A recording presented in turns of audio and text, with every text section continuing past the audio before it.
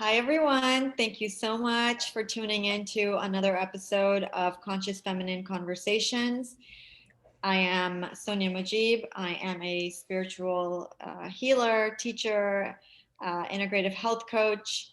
And yeah, so today we are having a beautiful conversation about the cosmic womb mother. And I'm here with Dr. Luna Murciano. And yeah, we're going to get started. So thank you so much for tuning in from wherever you are joining. So today we're going to talk about the cosmic womb mother. And I'm going to read off of this. I'm going to tell you a little bit about it. And then Dr. Luna and I are going to be conversing about it. And she's going to share her wisdom and go a little bit deeper. The cosmic womb mother is the mother of all mothers, and it is also the mothering, nurturing template within us all. All of human creation has been born through a woman's womb. Therefore, the alchemical properties of creating and manifesting life as physical form is a part of the inherent birthing transformational dynamic of the womb. The womb is not just a physical matrix of uterus organ, but the energetic aspect of the birthing, manifesting universal principle we each carry. That's beautiful. Within the energetic womb, the qualities of infinite compassion are weaved into the souls of each generation, hopefully in incurring our being with the light of the divine realms while we navigate the often treacherous domain of duality. The light of compassion, union, and infinite love is anchored in each physical manifestation, whether we are able to creatively express those qualities or not. The cosmic womb mother integrates us with the divine qualities or the non dual qualities, a bond so strong that it surpasses physical forms and lifetimes. A mother's love is known to be the strongest bond of all because in reality it's the separation and creation of two bodies from one. She carries the ability to deeply feel what is happening to her offspring as if were her own body, which essentially it is. This is a level of compassion or union that is transmitted in the cosmic womb mother archetype. The mother stream of compassion and union is related to the cosmic union of oneness. And as such, it allows us to incarnate those non-ordinary levels of reality into physicality through the matrix of our womb. Wow, that was profound. And as I was reading that, I kept thinking of Mother Gaia, and I was thinking about the Earth Mother. Right. So take it away. Yeah, that was really beautiful. And the cosmic womb mother. Yes. So there's a lot there, as you noticed.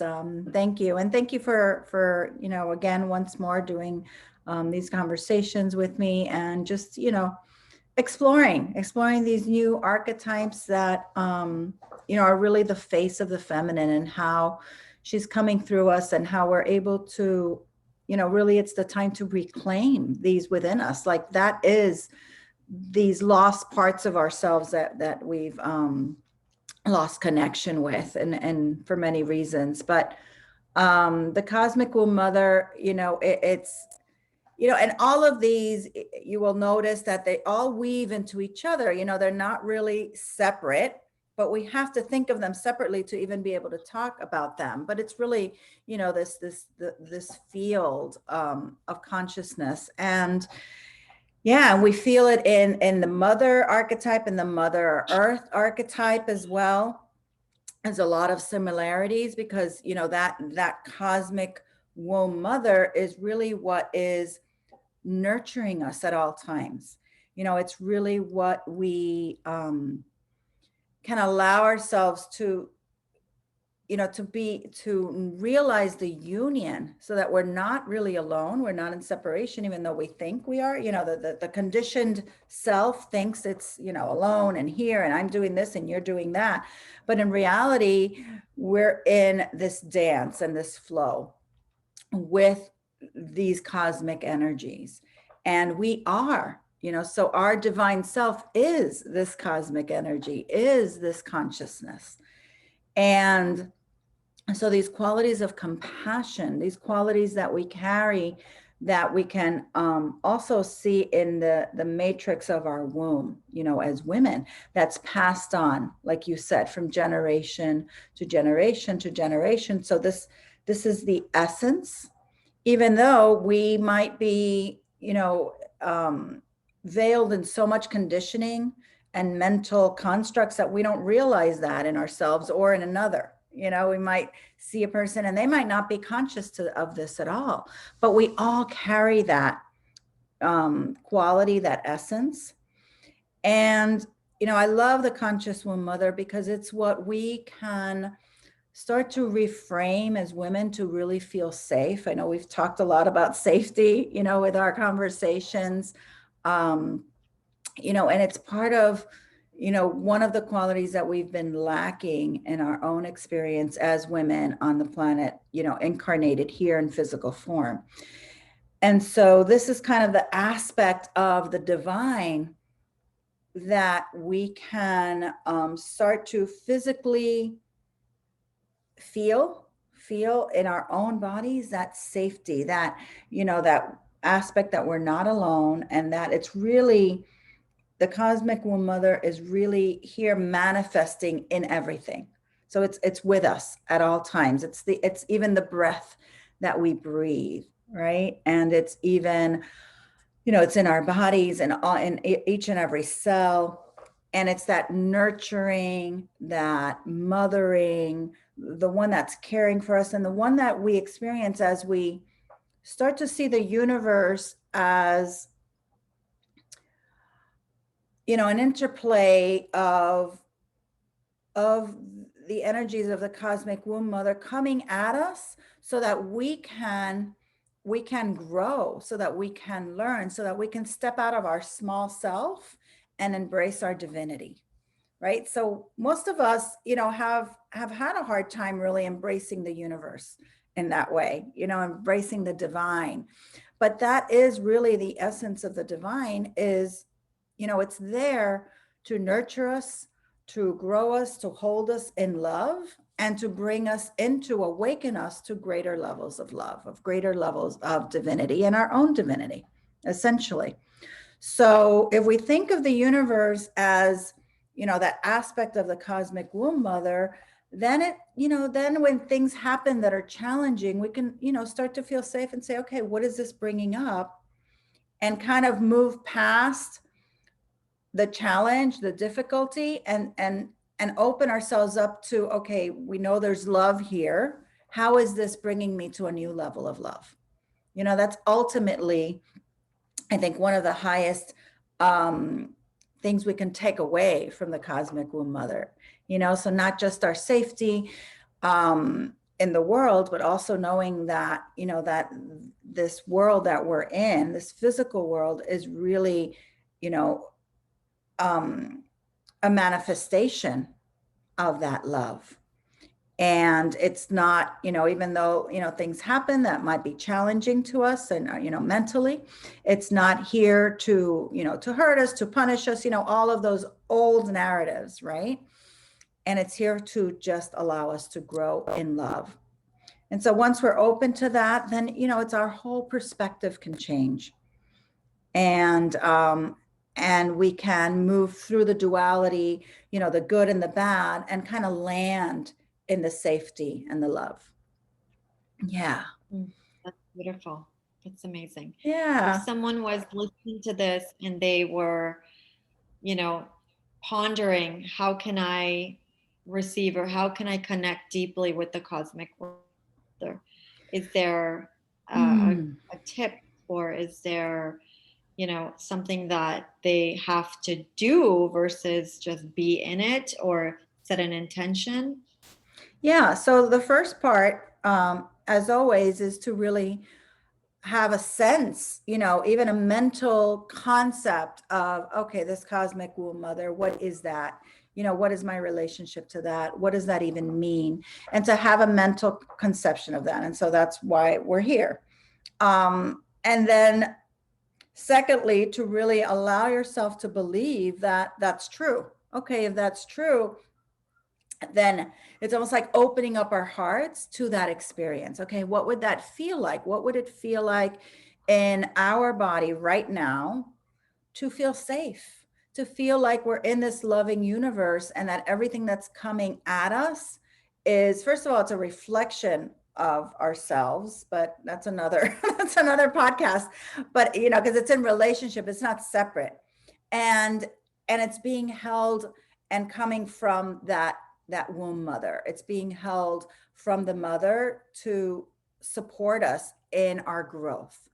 And so how would that feel like if we knew that that we were safe, you know, at all times, that we're safe, and not just identifying with our bodies, you know, our bodies being safe, but identifying with our whole being, like our being is safe. You know, our being is part of this consciousness that continues, that doesn't die, that there is no real end. And so identifying with that, and how would that feel in our bodies? And then I think thirdly, another really beautiful piece about the cosmic womb mother is knowing that we are carrying that essence in our own wombs, you know, whether we've given birth or not, you know, to live children in this plane, in this lifetime. But we carry that matrix, that compassion that could see the divine essence in everything, you know, in everyone, whether they're conscious of it or not, whether they're acting from that love, or whether they're acting from fear or from any other, you know, conditioned aspect of ourselves. But we carry that, and then we can transmit that to others, you know, and that's very sacred and very holy. And it's really important to reclaim that within ourselves, to start believing that we carry that, and what would that, you know, and start to embody that, you know, start to ask ourselves, okay, what would it be like, you know, to, you know, really embody this quality. And as you know, I have a YouTube channel that has, you know, that we talk about these. We do little embodiments, you know, embody meditations to actually experience, because this whole work of really reclaiming your divinity is a direct experience with the divine. You know, it's like we can talk about it, and, you know, that opens us up to the knowledge. But really, at the end of the day, it's all about embodying it. You know, it's about direct relationship with that aspect of yourself. It's kind of like taking yourself to that next level, where you can reclaim your divinity and the divinity in everything, you know, around you. Right. And Yeah. as you were talking, everything just kept saying unity, unity, unity, unity. Unity, exactly. Yeah. And this is why Yeah. a lot of people, a lot of really brilliant, wise teachers are here on the planet to embody that, to teach that, and Right. also to reflect their inner teaching, and to bring that conscious awareness, the wisdom down for Right. people to be able to go, hey, I think there's, you know, access to something new, or access Yeah. to what they may have forgotten. Right. And we live in a world, you know, as you know, I mean, right now it's, you know, like the change is here. It is now. Rehearsal is over. We're doing it. And the change comes through us. It's not like something outside of us is going to come in and save us, or, you know, it's really through our consciousness. And it's about shifting that consciousness and embodying that reality, that divinity, because our world as it is right now, and it's been for thousands of years, um, is devoid of divinity. It's devoid of divinity. And we walk out there and things are functioning, not for everyone, but like I'd say maybe 80% of things are functioning as if divinity didn't exist, right? You know, our daily lives, what we come in contact with. And so it's up to us to reclaim that truth, and then live that truth, and then, you know, transmit it, because once we've reclaimed it within it, it's automatically in our field. So wherever we are, we're bringing that truth to them, even unconsciously. It's not like you have to, you know, pound it into someone, convince someone. It's not about that. It's just a vibrational frequency, and we're the ones seeding that truth in the world and holding that, like we're the space holders. We're, you know, light bringers, wisdom keepers, all of those things. And it's coming through us, and how we shift, how we shift our consciousness determines how the consciousness of the world, how the world changes on the outer. I love that. Yeah. That was Yeah. brilliant. Is the cosmic connected to Mother Gaia? Is it? Well, yes. And the aspect that, yeah, because it's almost like my experience, and how these have come through. It's like Mother Gaia is a being, and it's kind of like an expression, if you may, of the cosmic womb mother, right? And so it directly nurtures us, it directly feeds us, supports us with the food and the environment and the oxygen and all of those things. So it's almost like, direct expression of her for us human beings, and of course for all of the animal kingdom and the plant world. And yeah, and so of course there's similarities, and we can kind of see, one expression of that, in so the beloved. earth. Yeah, Yeah. yeah, exactly. So it's very beautiful. We have a workshop coming up October 24th. That's a free workshop that we're going to be exploring these 7 archetypal faces of the feminine and how we're in relationship with them, and doing some embodied practices. So that's on the website also, consciousfemininemedicine.com. So I invite everybody that's listening to this, if you can spare a couple of hours to, embody more of your divinity, then, I would love to have everybody with us. Yeah. That sounds beautiful. Yes. So yeah, that's really, I know I didn't introduce myself, but most of you know me. I'm Dr. Lenore Murciano, and I'm a holistic doctor and a spiritual teacher and healer, and also an author. And, we're just bringing through these feminine archetypes. These are aspects of ourselves that we have, forgotten. And, the time is now to start to reclaim these full force, reclaim our divinity, and let all of these mental constructs of our conditioning and of this paradigm of survival and fear to dissolve all the way through, and find the truth within, and our sovereign truth, where we can trust ourselves and really connect with the sacredness that we are, that we carry. Yeah. And the magic. Thank you. Thank you. I appreciate it. Yeah. So no problem. That's my Siri. He said no problem. That's so funny. this is really brilliant, because I love how all the faces of the archetypical feminine layering effect. It's one after another. So you really get to witness it from so many different angles, and you get to see yourself through so many different angles. It's multifaceted. This is what I really love about your program. Oh, thank you. Yeah. And it's really about connecting with these and developing a relationship. We say we kind of present them as archetypes, but then we very, very quickly notice that it's really, ourselves. It's really ourselves, and really being able to embrace that within ourselves, and learning this, these magical realms that we carry, and there's many more. There's the feminine wisdom keeper, which we will be talking about, and the feminine creatrix, and and it's fun and it's enjoyable, and it's really a new languaging to these dimensions, that's not connected with, with any particular, associated with any particular religion or dogma, or, and you could be, if you have any particular religion that you follow, I mean, it has, it's almost like it doesn't touch that, And that's one of the things I love, because I have studied, you know, different spiritual paths and different religions, and you know, the goddesses are very beautiful, but they're already, you know, people have a lot of mental constructs and concepts around the goddesses, you know, and a lot of them unfortunately are very tied in with the patriarchal, you know, thoughts and limitations.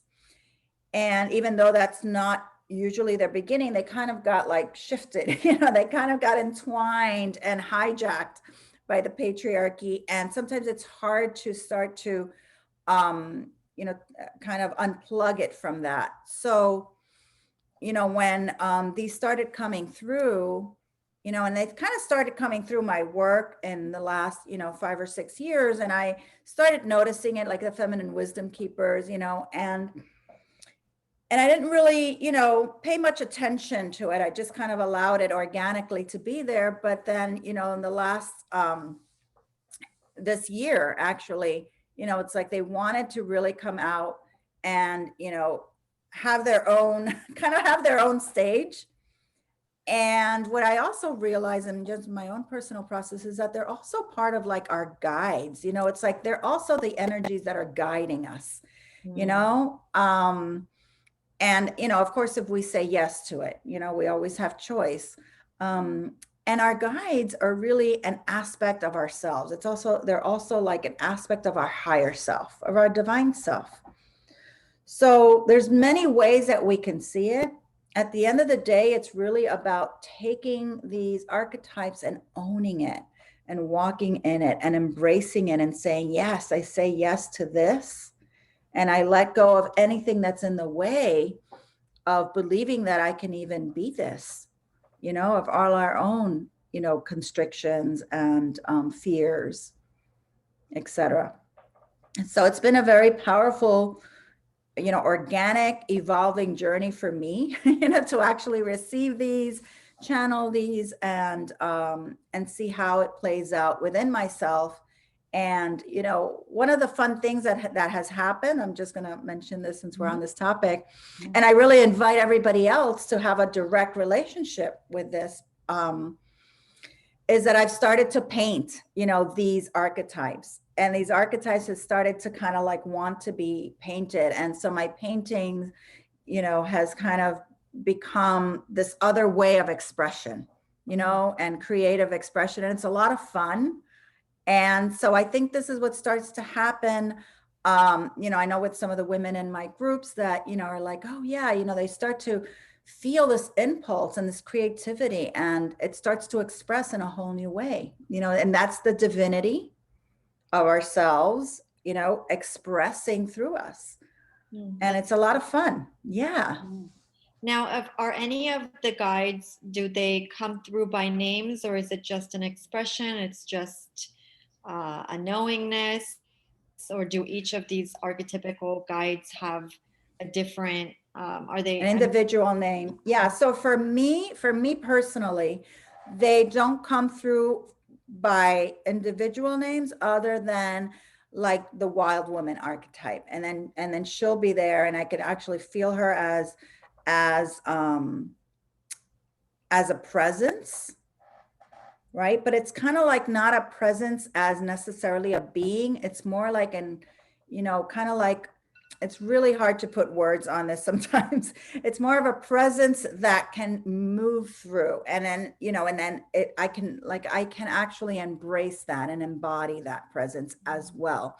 So it's not like separate, like, okay, here's another entity and it's separate from me. It is, and it isn't. You know, so I could view it. It all depends on where I'm witnessing from. So I could witness it, you know, from my, you know, like my conditioned self and say, oh yes, you know, that's an archetype that's there.